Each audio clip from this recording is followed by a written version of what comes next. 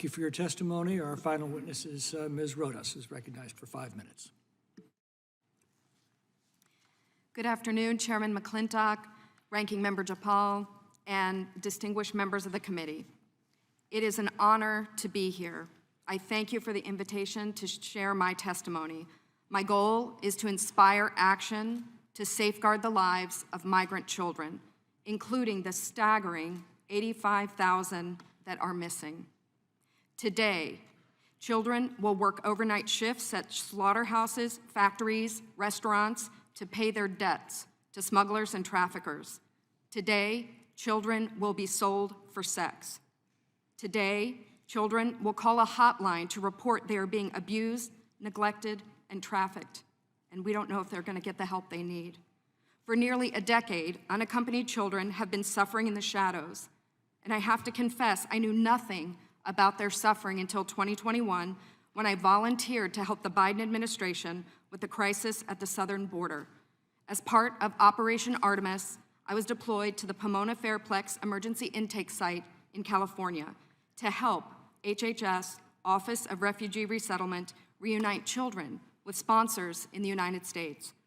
I thought I was going to help place children in loving homes.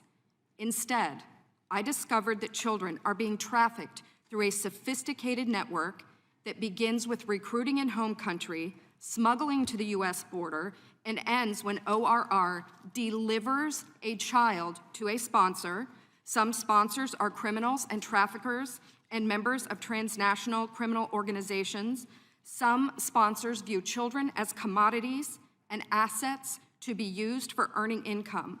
This is why we are witnessing an explosion of labor trafficking. Now, whether it's intentional or not, it could be argued that the United States government has become the middleman in a large-scale, multi-billion-dollar child trafficking operation that is run by bad actors seeking to profit off of the lives of children. As for me, my interest is the safety of the children. I do not view this as a political issue. I view this as a humanitarian issue. I assure you, my motives are the highest and best. I want the children protected. So I want to tell you some of what I witnessed personally at the Pomona Fairplex. I saw vulnerable indigenous children from Guatemala who speak Mayan dialects and cannot speak Spanish. That means they cannot ask for help in English, they cannot ask for help in Spanish. They become captives of their sponsors. I have sat with case managers as they've cried to tell me the horror of what has happened to children as they make the journey to this country. I saw apartment buildings where 20, 30, and 40 unaccompanied minors have been released. I saw sponsors trying to simultaneously sponsor children from multiple ORR sites at one time. I saw sponsors using multiple addresses to obtain sponsorships of children. And I saw numerous cases of children in debt bondage, and the child knew they had to stay with the sponsor until the debt was paid. Realizing that we were not offering the children the American dream, but instead putting them in modern-day slavery with wicked overlords was a terrible revelation. A terrible revelation. These children are a captive victim population with no access to law enforcement or knowledge of their rights. They are extorted, abused, neglected, and that is why I blew the whistle in 2021. I witnessed firsthand the horrors of child trafficking and exploitation. My life will never be the same after what I saw, but I have hope because I'm counting on you. It's my hope that you'll take action to end this crisis, to safeguard the lives of these vulnerable children. People have asked me, what can be done? What would you suggest? Well, first, I think HHS's #1 priority is oversight. They must commit to oversight, transparency, and accountability. If I could wave a magic wand, this, I believe, could be quickly solved by experts in the IG community. There is a Pandemic Analytics Center of Excellence, or the PACE, as we call it.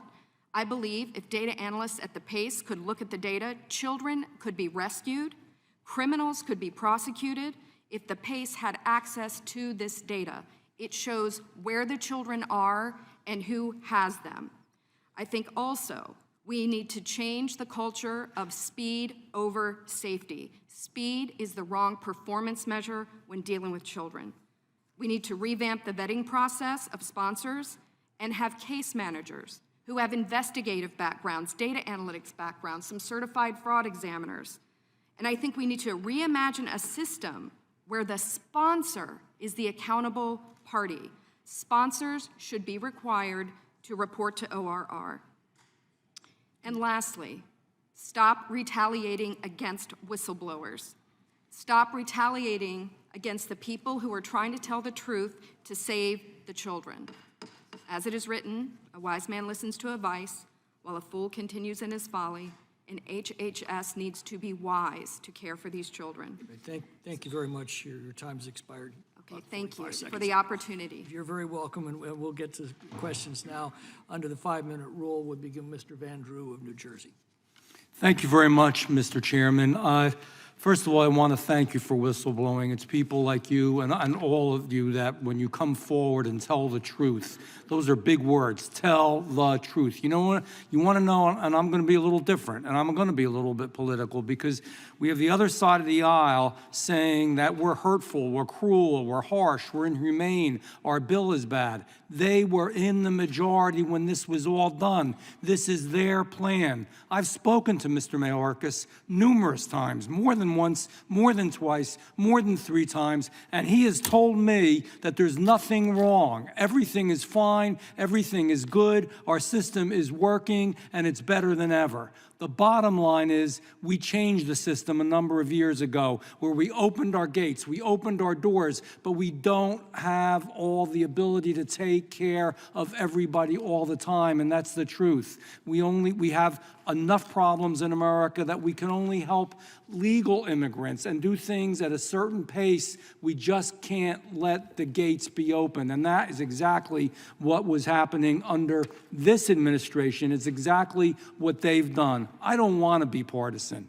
Believe it or not, I don't like being partisan, but I have to be in this case, because when Mr. Mayorkas tells me nothing is wrong, when you see that adults are pretending to be children in some cases as well and taking advantage, when you see little babies that are just tossed aside, when you see children that are bought and sold, used for sex slavery and worse, multiple times. I mean, the stories are horrific. I know how you were sick. And you know what? I don't want anybody from the other, if we want to find solutions, we have solutions. And people have to stay home or go back home, and we need legal immigration, and we need a border that really works, a border that is solid, a border that doesn't allow this to happen to children. But you know what the real goal here is? To bring in as many undocumented people, and you talked about speed, and that's the way they're doing it, as they possibly can, as fast as they can, to just bring them in so the numbers go up double, triple.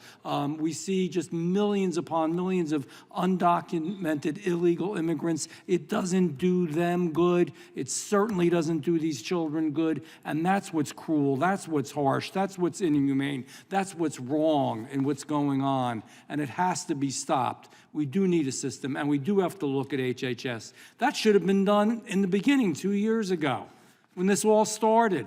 We weren't in control. We didn't have the ability to do it. We talked about it. We asked about it. We pushed for a change, but we didn't have the ability to do it. So I don't want anybody, and if they can do it, but man, you come to me and say that it's my fault in the minority at the time, or that it was the Republicans' fault, or that we're mean, bad people that want to hurt. No, this is the system that you all set up on the other side of the aisle. This is your system, this is what you did, this is what you made, and of course it's not going to work. Of course it's worse. It is so much better if they're trying to bring children that are undocumented over. Let them go back to their home. Let them go through a legal process. I know it takes time, but it's the only way that it's going to work. We are destroying our country. We're hurting little babies. We're destroying other countries in the way that we're doing this. And what we're also doing is making a place for the cartels in America. I read somewhere recently, they said, you know, our latest challenge is going to be, it's going to have to be like the military to go after the cartels. The cartels shouldn't even be in America. They shouldn't have the ability to do this to these children. These children and their families, whatever, are given false hope and false aspirations, and I'm tired of it. And I'm tired of being blamed for something that somebody else made, that somebody else created, that we didn't do. And Mr. Chairman, I yield back. Oh, well, I'm sorry. I'm going to actually yield, yes. Thanks. I thank the gentleman for yielding.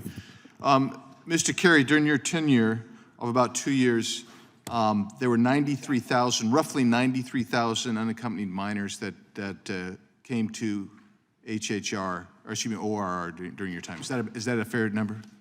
Fair statement? You need to put the microphone on. I would have to check on those numbers. That's what the official website indicates. Okay. And are you familiar that since January 2021, there's been 356,000, just under 357,000 unaccompanied children that have come across? Yes, I'm aware of that. Thank you. I'll yield. Thanks. Gentleman yields back.